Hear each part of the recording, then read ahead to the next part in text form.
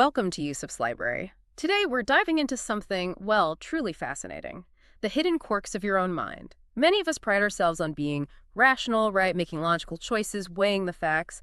But Nobel laureate Daniel Kahneman, his groundbreaking work suggests that actually our minds are far more prone to, let's say, predictable errors than we tend to think. That's exactly it. Yeah, we're really embarking on a deep dive into Kahneman's, seminal book, Thinking Fast and Slow. Hmm. And this isn't just some dry academic stuff. It's a profound look into how our judgment and decision-making actually work. It exposes these mental shortcuts, these biases that we all predictably fall into. I mean, this book has genuinely shaken up fields from medicine to finance. And our mission today really is to give you a richer vocabulary, a sharper lens for understanding your own choices, and yeah, those of others too. Okay, so Kahneman gives us this new framework, almost like an operating system for our minds. He talks about these two main characters, kind of a dynamic duo inside our heads. What are these two systems? How do they actually, work together? Or maybe not work together? Right. Well, think of your mind as having these two distinct modes. System one, that's the fast one. Automatic, intuitive. It operates pretty much continuously, generating impressions, feelings, intentions with almost no effort. It's like your brain's autopilot. It's great at detecting simple patterns, spotting surprises, distinguishing what's normal from what's not. And it's always kind of ready to believe and confirm things quickly, like instantly recognizing a friend in a crowd, you don't have to think about it. Or that jolt you feel from a sudden loud noise, that immediate sense of potential threat. It's all about that rapid pattern recognition. Okay, so system one is that immediate gut reaction. Effortless, almost unconscious. But what about when things get tricky? When we need to really analyze something, focus, put in some real mental horsepower? That's system two, I'm guessing. Precisely, yeah. System two is our slow, effortful, deliberate mode. It kicks in when you need to pay focused attention. Follow complex rules, compare different options carefully, make a conscious, reasoned choice. It's really the only system that can, say, program your memory to override habit. Think about trying to count every single F on this page, for example, or doing complex mental math, like adding 3 to every digit in a long string of numbers.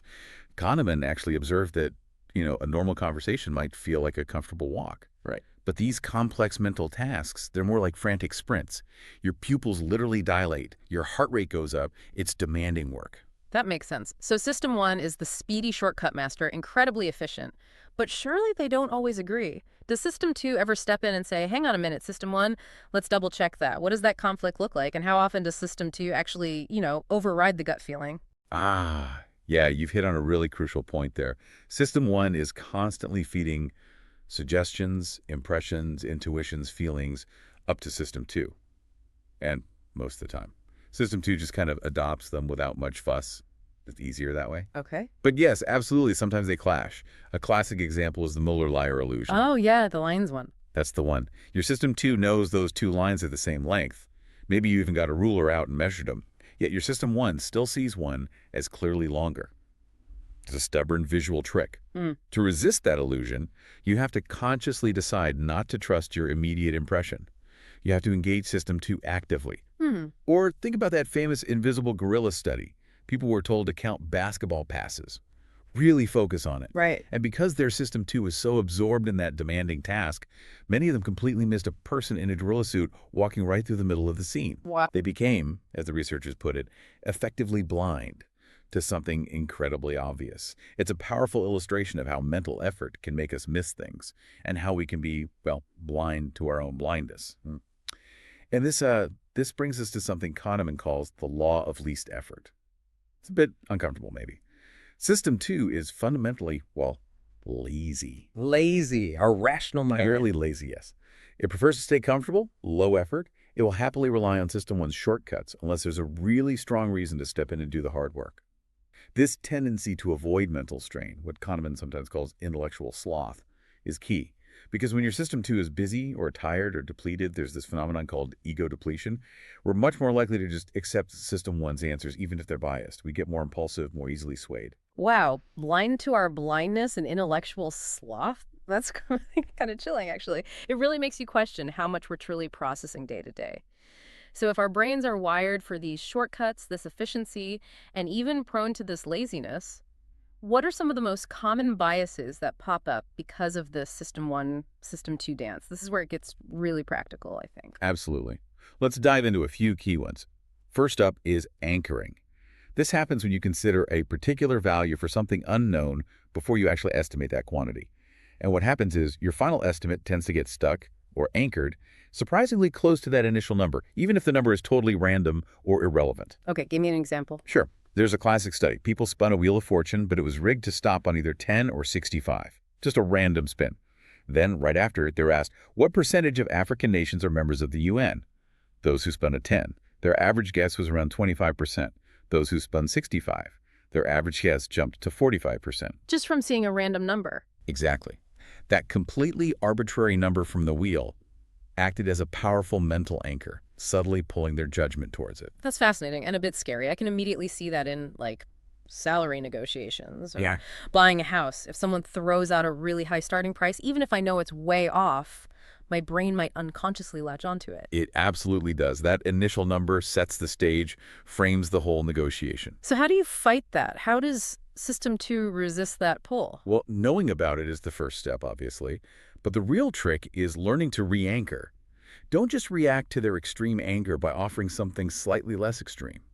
That still keeps you in their ballpark. Instead, you need to actively push back. State your own strong, well-reasoned starting point. Make it clear their number isn't even on the table for discussion. Shift the focus. Shift the anchor point. Got it. Okay, what's next? Next up, we have the availability heuristic. This is all about ease of recall. We judge how frequent or important something is based on how easily examples come to mind. If it's easy to think of instances, we assume it must be common or significant. Okay. Like what? Well, think about the letter K. If I ask you, are there more English words that start with K or more words that have K as the third letter? I guess start with K, like kite, king, no. Easy to think of. Most people guess that because it's much easier for our System 1 to retrieve words starting with K, but actually, in written English, K is far more common as the third letter. Words like ask, like make, but they're harder to search for mentally. Ah, okay. So the ease of remembering tricks us into thinking something is more common than it is. This must have huge implications for how we perceive risks, right? Especially with news coverage. Dramatic things stick in our minds. Absolutely huge. Media attention on vivid, dramatic events, a plane crash, a celebrity death, maybe a rare disease outbreak like the LR scare back in '89 with apples. I remember that. Right. It can create what Kahneman calls availability cascades. People fixate on the vivid story, the numerator, the potential harm, and they completely neglect the denominator, the actual, often tiny probability of that thing happening. We saw this with people avoiding public transport during periods of, say, suicide bombings, even when statistically the risk from driving their own car was far, far higher. Our minds are drawn to the unusual, the easily recalled story, not the base rates. That's a powerful reminder of how easily our reality can be skewed by what's mentally available. Okay, what about how we feel about gains versus losses? Does our brain treat winning $100 the same as losing $100, just in reverse? Not even close. And that brings us to a really big one, loss aversion.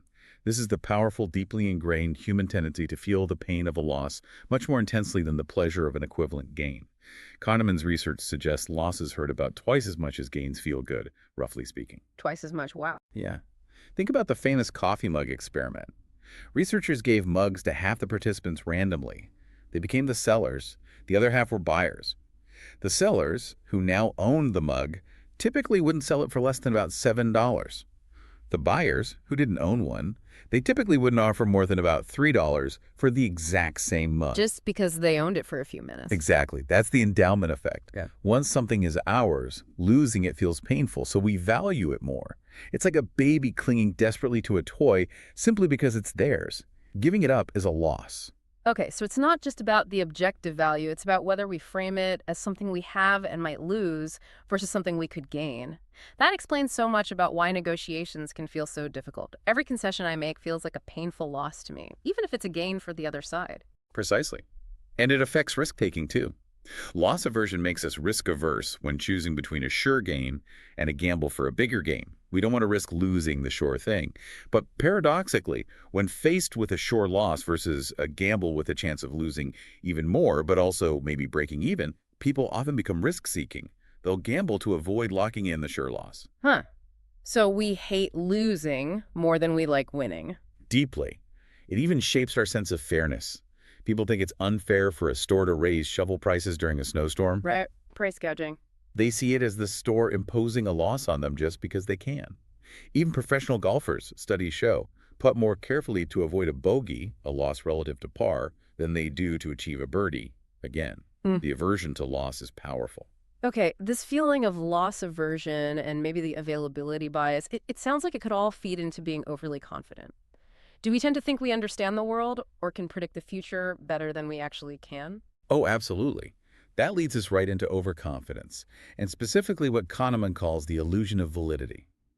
We often feel highly confident in our judgments and predictions, even when the evidence is flimsy, or we know intellectually that predicting that thing is really hard.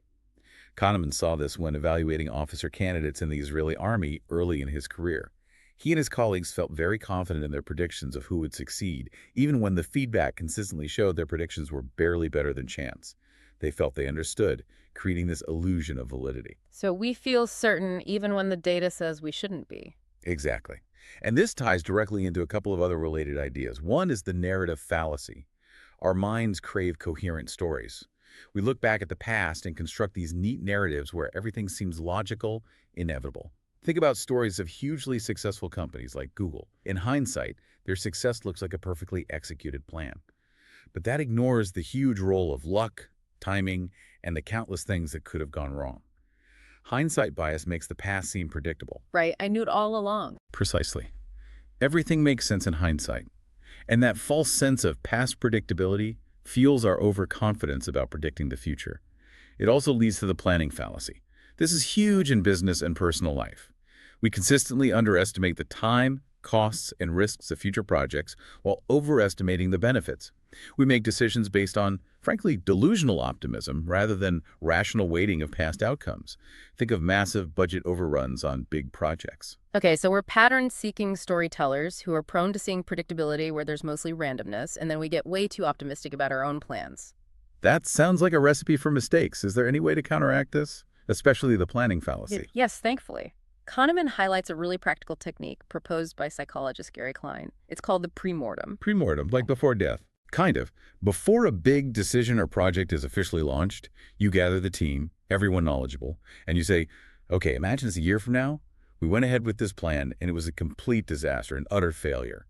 Then everyone independently takes 5 or 10 minutes to write a brief history of why it failed, what went wrong. Ah, I see. Instead of asking what might go wrong, you assume it did go wrong and explain how. Exactly. It does a couple of things. It legitimizes doubt.